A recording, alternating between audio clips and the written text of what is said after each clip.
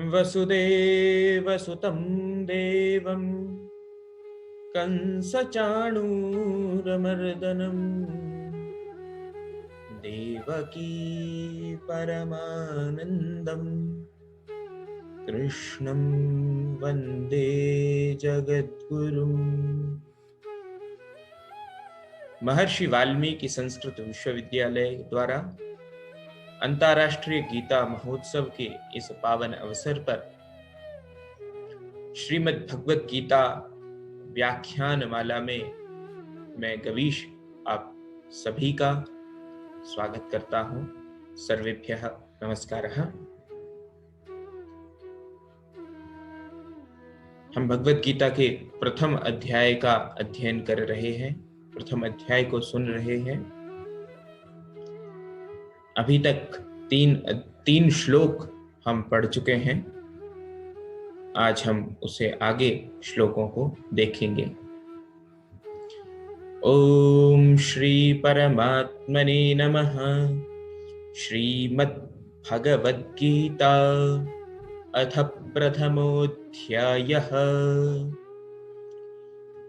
अत्र शूरा महेश्वासा भीमार्जुन समायुधि युयुधानो विराटश्च द्रुपदश्च महारथः धृष्टकेतुश्चेकितानः काशीराजश्च वीर्यवान् पुरुजित्कुन्तिभोजश्च शैब्यश्च नरपुङ्गवः युधामन्युश्च विक्रान्त उत्तमौजाश्च वीर्यवान् सौभद्रो द्रौपदेयाश्च सर्व एव महारथाः।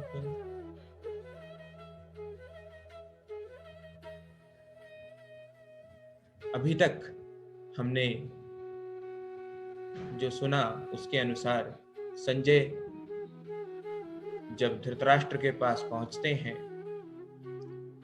तो धृतराष्ट्र के पूछने पर कि मेरे और पांडु के पुत्रों ने क्या किया, इस पर संजय उन्हें बताते हैं कि पांडवों की जो व्यूह युक्त सेना थी उसे देख करके राजा दुर्योधन गुरु द्रोण के पास जाते हैं और उनको बताते हैं कि देखिए आपके शिष्यों के द्वारा एक ऐसी व्यूहात्मक सेना की रचना की गई है, आप उसे देखिए।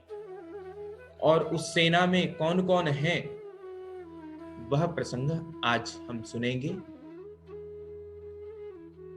आज 3 श्लोक यानी कि भगवद गीता के प्रथम अध्याय का चौथा, पांचवा और छठा श्लोक मैंने एक साथ पढ़ा।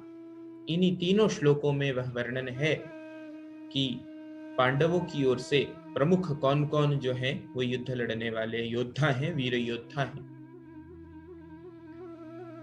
हम सबसे पहले इन तीनों श्लोकों का पदच्छेद देखते हैं। कभी भी जब हम श्लोक पढ़ते हैं, श्लोक जानते हैं, तो श्लोक का जब तक हमें पदों का ज्ञान नहीं होता उसका पदार्थ का बोध भी सुगम नहीं होता। एक बार पदों का बोध हो जाए तो पदार्थ का बोध स्वयं होने लगता है, स्वतः होने लगता है। अत्र शूराः, अत्र अर्थात यहाँ, शूराः जो शूर हैं, वीर हैं, महेश्वासाः, ईशु कहते हैं बाण को, आस अर्थात रखने का स्थान या बैठना या विराजना, तो बाण का जिस पर संधान होता है अर्थात धनुष। और कैसे धनुष? कोई छोटे मोटे धनुष नहीं है, महान धनुष है, तो बड़े विकाल, बड़ी तेज मार करने वाले धनुष वाले। भीमार्जुन समाहा, योद्धा भी जो हैं शूराह कैसे हैं? तो भीम और अर्जुन के समान हैं। भीम अर्थात शक्ति का प्रतीक है और अर्जुन अर्थात शास्त्र का प्रतीक है, विनय का प्रतीक है। तो युद्ध में जो सभी योद्धा हैं, जो शूर हैं, वो भीम के समान शक्तिशाली हैं और अर्जुन के समान विवेकी हैं, शास्त्रवेत्ता हैं। युधि, सप्तमी विभक्ति है, युद्ध में, युद्ध स्थान पर, ऐसा अर्थ है, लोकेटिव केस है। युयुधानः, अब ये सबके नाम हैं। तो युयुधानः, युयुधान चेकितान हैं जो अर्जुन के शिष्य हैं, अर्जुन से जिन्होंने शस्त्र और शास्त्र की शिक्षा ग्रहण की है। विराट, राजा विराट हैं, द्रुपद हैं, महारथः द्रुपदः च, युयुधानः विराटः च द्रुपदः च महारथः, धृष्टकेतुः हैं, चेकितानः हैं, काशीराज हैं, वीर्यवान काशीराज हैं, शक्तिशाली जो हैं काशी के राजा हैं। पुरुजित, कुंती भोजः च, और कौन है तो पुरुजित हैं, कुंती भोज। नरपुंगवः च शैब्यः, नरों में जो श्रेष्ठ हैं ऐसे शैब्य भी हैं। वीर्यवान उत्तमौजाः हैं। युधामन्युः च विक्रान्तः उत्तमौजाः च वीर्यवान। सौभद्रः, सुभद्रायाः अपत्यं पुमान् सौभद्रः अर्थात अभिमन्यु हैं। द्रौपदेयाः, द्रौपदी के पुत्र हैं अर्थात उपपांडव हैं। सर्वे एव महारथाः, और सभी जो हैं महारथी हैं। ऐसा दुर्योधन गुरु द्रोण को बता रहे हैं, दिखा रहे हैं। पिछले ही श्लोक में वो कह रहे थे, पश्यैतां पांडुपुत्राणाम आचार्य महतीं चमु व्यूढ़ां द्रुपदपुत्रेण तव शिष्येण धीमता। एक गुरु के लिए एक तरीके से शिकायत का स्वर है यह दुर्योधन का, और कहीं ना कहीं गुरु द्रोण में भी, आचार्य द्रोण में भी शायद वे युद्ध के लिए जो अग्नि मन में यदि प्रज्वलित नहीं हो रही तो उसको भी वे शायद भड़काना चाहते हैं, जलाना चाहते हैं कि देखिए ये आप सबके शिष्यों के द्वारा ही आपके विरुद्ध ही व्यूह युक्त सेना का निर्माण कर दिया है। आचार्य जी देख लीजिए आपके शिष्यों ने यह क्या किया है। पांडवों के सेना में ये महारथी जो हैं ये सब हमारे सामने उपस्थित हैं, ऐसा भी दुर्योधन बता रहे हैं। इस श्लोक का, जब तक श्लोक का हम अन्वय का अर्थ होता है अनुगमन करना, जब जो है शब्द जो है एक दूसरे के पौर्वापर्य क्रम में लग जाते हैं तो एक वाक्यार्थ बनता है। जब वाक्य में पिरो देते हैं हम शब्दों को तो उसका एक अर्थ निकल कर आता है, उसके लिए ही अन्वय की आवश्यकता होती है। अत्र युधि युयुधानः विराटः महारथः च द्रुपदः धृष्टकेतुः चेकितानः वीर्यवान च काशीराजः पुरुजित् कुन्तिभोजः नरपुंगवः च शैब्यः विक्रान्तः च युधामन्युः वीर्यवान च उत्तमौजाः सौभद्रः द्रौपदेयाः च भीमार्जुन समाः शूराः सर्वे एव महारथाः सन्ति। इसका अर्थ क्या हुआ? इस सेना में बड़े बड़े धनुष वाले तथा युद्ध में भीम और अर्जुन के समान शूरवीर सात्यकी और विराट तथा महारथी राजा द्रुपद, धृष्टकेतु और चेकितान तथा बलवान काशीराज, पुरुजित, कुंतीभोज और मनुष्यों में श्रेष्ठ शैब्य, पराक्रमी युधामन्यु तथा बलवान उत्तमौजा, सुभद्रा के पुत्र अर्थात अभिमन्यु और द्रौपदी के पांचों पुत्र अर्थात उप पांडव। तो युधिष्ठिर के पुत्र कौन हैं? प्रतिविंध्य हैं। भीम पुत्र सुतसोम, अर्जुन पुत्र श्रुतकीर्ति, नकुल पुत्र शतानीक और सहदेव के पुत्र हैं श्रुतसेन। ये सभी महारथी उपस्थित हैं। Here are heroes, mighty archers, yield in the battle to Bhima and Arjuna, Yuyudhana, Virata and Drupada of the great car.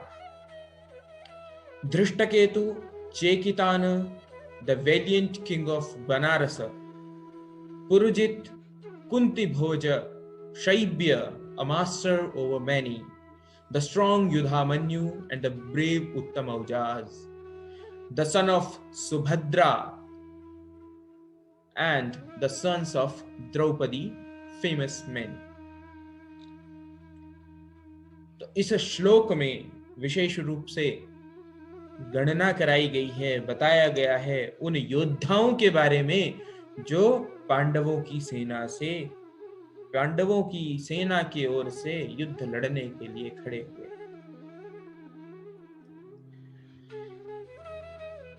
विशेषण देखिए आप कि एक राजा अपने शत्रु की सेना का कैसे इंट्रोडक्शन कराता है। गुरु के पास जाते हैं, जो सब कुछ जानने वाले गुरु हैं, उन गुरु के पास जाकर के जो राजा दुर्योधन है वो उन्हें सुनाते हैं कि देख लीजिए, जो सामने पांडवों की व्यूह रचना से युक्त जो सेना है, इसमें महेश्वासाह भीमार्जुन समाह संति, कि बड़े तेज तीक्ष्ण मार करने वाले धनुष से युक्त धनुर्धारी, भीम के समान शक्तिशाली और अर्जुन के समान शास्त्र में निपुण, व्यवहार में निपुण, व्यवहारशील, विनयशील जो है, ऐसे सभी योद्धा जो है हमारे सामने खड़े हैं। युयुधान कौन है? युयुधान है सात्यकी, अर्जुन के शिष्य। इन्होंने अर्जुन से अस्त्र शस्त्र की विद्या सीखी थी और कृष्ण के द्वारा जब नारायणी सेना दुर्योधन को दे दी, लेकिन उस अवस्था में भी जो है युयुधान अर्थात सात्यकी जो है, उन्होंने सहर्ष अर्जुन के शिष्य होने के नाते पांडवों की ओर से लड़ना स्वीकार किया था। विराट ऐसे राजा हैं जिनके कारण से पहले भी जो है कौरवों को उनके युद्ध में हार माननी पड़ी थी। द्रुपदः महारथः जो है, द्रुपद है महारथी, द्रुपद है, ऐसे का याद वो विशेष रूप से गुरु को कराते हैं, जिनके कारण कहीं न कहीं गुरु आचार्य द्रोण को वो धक्का लगे, वो चोट लगे कि ये ऐसे लोग जिनके कारण से जीवन के किसी भी क्षण में कभी न कभी कुछ अपमान हुआ हो, तो उस कारण से आचार्य द्रोण के मन में युद्ध के लिए तीव्र उत्कट इच्छा को प्रकट करने का यह प्रयास है राजा दुर्योधन का। धृष्टकेतु, जिसके पिता को अर्थात शिशुपाल को कृष्ण ने भरी सभा में मारा अपने चक्र से, जिनका सर धड़ से अलग कर दिया, ऐसा धृष्टकेतु भी पांडवों की ओर से लड़ रहे हैं। चेकितान, समग्र यदुवंशी समाज, यादव समाज, समग्र यादव समाज जो है वो कौरवों की ओर से लड़ रहा है, लेकिन केवल एक चेकितान ऐसा है राजा जो लड़ रहे हैं पांडवों की ओर से, और दुर्योधन के हाथों इनकी हत्या, ये मारे जाते हैं युद्ध में। काशीराज बड़े ही शूरवीर हैं, इनके लिए आया वीर्यवान काशीराज, महारथी हैं पुरजित और कुंती भोज। ये दोनों कुंती के भाई हैं और कायदे से तो कौरवों के भी अर्थात दुर्योधन के भी मामा हुए और अर्जुन के भी इस पक्ष में, लेकिन फिर भी वो दुर्योधन विशेष रूप से यही बताने का बार बार इनके माध्यम से प्रयत्न कर रहे हैं कि देखिए आचार्य द्रोण, ये सब जिन्हें हमारी तरफ से लड़ना चाहिए था, ये सब पांडवों की ओर से लड़ रहे हैं, आप देख लीजिए। और ये जो शैब्य हैं वो नरपुंगवः हैं, नरों में श्रेष्ठ हैं। शैब्य कौन है? तो युधिष्ठिर के ये श्वशुर हैं, युधिष्ठिर के ससुर हैं, ये मनुष्यों में श्रेष्ठ हैं, परिवार के नाते ये संबंधी हैं। तो ऐसे शैब्य भी पांडवों की ओर से लड़ रहे हैं। युधामन्यु, विक्रांत युधामन्यु और वीर्यवान उत्तमौजाः, ये पांचाल देश के बड़े बलवान और वीर योद्धा हैं ये दोनों। सौभद्र अर्थात कृष्ण की बहन सुभद्रा का पुत्र अभिमन्यु। अभिमन्यु भी पांडवों की ओर से है। द्रौपदेयाः, हम चर्चा जैसे कर चुके हैं, द्रौपद्याः अपत्यानि पुमांसः, जो द्रौपदी के जो 5 पुत्र हैं जिन्हें उप पांडव कहा, वो भी सब युद्ध में खड़े हैं पांडवों की ओर से। सर्वे एव महारथाः, कोई एक भी कम नहीं है, सभी महारथी हैं। शास्त्र और शस्त्र दोनों में ही प्रवीण हैं। देखिए, महारथी शब्द का प्रयोग सामान्य किसी भी क्षत्रिय के लिए प्रयोग में नहीं। एक ऐसा योद्धा जो अकेला योद्धा सहस्र 10,000 लोगों से 10 सहस्र लोगों से जो युद्ध करने में समर्थ होता है, वैसा ही महारथी योद्धा माना जाता है। तो इन शत्रुओं की सेना का ऐसा वर्णन करते हैं यहाँ पर राजा दुर्योधन। तो जो हम कल चर्चा कर रहे थे, उस क्रम में दुर्योधन के मन में कहीं ना कहीं भय है, और उन्हें अब तक यह विश्वास नहीं है कि हमारी तरफ से जो भी आचार्यगण खड़े हैं वो सब हमारे साथ हैं या नहीं हैं। इसलिए उनको मन टटोलने के लिए जानबूझकर, क्योंकि अन्य ऐसे कितने ही महारथी होंगे जो पांडवों की व्यूह से, जो पांडवों की व्यूह रचना युक्त सेना है, उस रचना युक्त सेना में वो खड़े होंगे, लेकिन दुर्योधन ने इन्हीं को सबको चुना, युयुधान को चुना,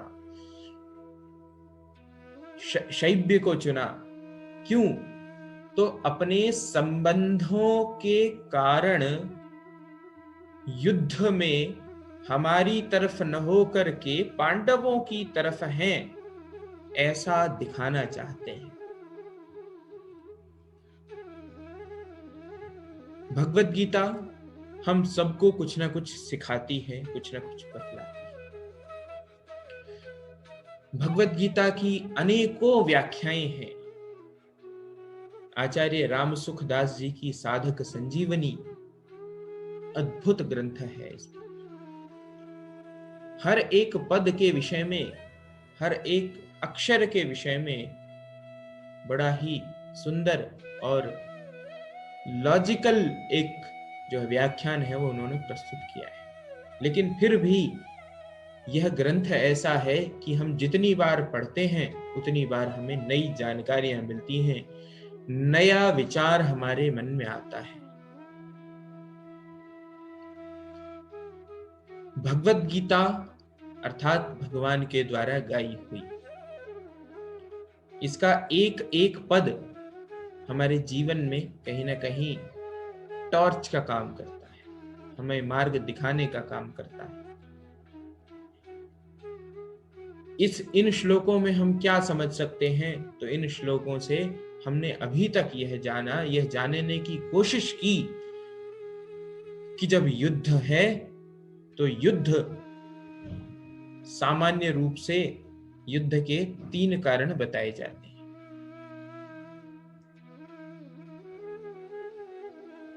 या तो युद्ध का कारण होता है संपत्ति, या युद्ध का कारण होता है सिंहासन, राजगद्दी, या युद्ध का कारण होता है स्त्री।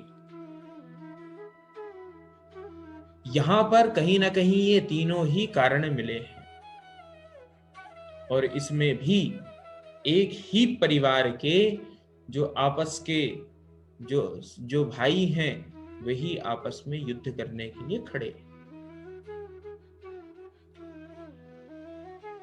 लेकिन युद्ध करते समय धर्म कहाँ है और अधर्म कहाँ है, यह जानना, यह विवेक होना ही अपने आप में एक परम ज्ञान का विषय है। हमें ठीक और गलत का भेद पता चल जाए तो मैं समझता हूं कि हमारा जीवन कहीं ना कहीं सफल है। सही और गलत का विवेचन सही समय पर कर देना ही व्यक्ति की विशेषता है। आज हमने इन 3 श्लोकों को देखा। अपने अग्रिम सत्र में हम पुनः इनके आगे के श्लोकों को पढ़ेंगे। महर्षि वाल्मीकि संस्कृत विश्वविद्यालय द्वारा आयोजित इस व्याख्यान माला को आप सुन रहे हैं। आप अपना स्नेह, अपने सुझाव, अपनी टिप्पणियां हमें भेज रहे हैं, इसके लिए हम आपके आभारी हैं। यह व्याख्यान माला महर्षि वाल्मीकि संस्कृत विश्वविद्यालय के YouTube चैनल MVSU ऑफिशियल एवं फेसबुक पेज MVSU ऑफिशियल पर चल रही है, प्रसारित हो रही है। आप सभी इसको सुने, चिंतन करें, अपने विचार भी लिखें। वादे वादे जायते तत्वबोधः, ऐसा हमारी परंपरा में कहा जाता है कि जब हम किसी विषय पर चिंतन करते हैं, वाद करते हैं, अपना मत प्रस्तुत करते हैं, उसी से ही जो कुछ निकलता है, जब मंथन होता है तो जो पदार्थ निकल के आता है उसी को तो ही नवनीत कहा जाता है। तो यह भगवत गीता का ज्ञान जो है हमारे जीवन में नवनीत की तरह है, मक्खन की तरह है, जिसका यदि हमने प्रयोग कर लिया तो हम जीवन में सफल होने की ओर अग्रसर हो सकते हैं। आप हम सबसे ऐसे ही जुड़े रहिए। हम पुनः अग्रिम श्लोकों के साथ आगामी सत्र में मिलेंगे। नमो नमः।